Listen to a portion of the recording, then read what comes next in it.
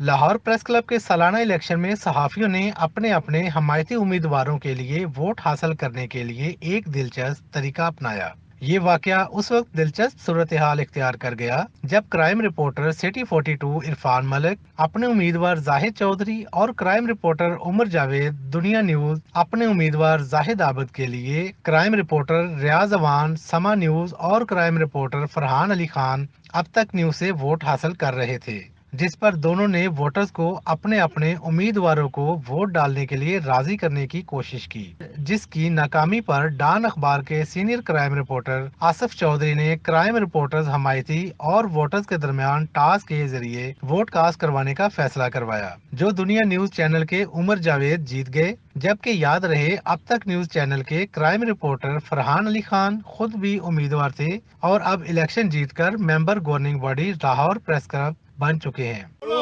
चलो बोलो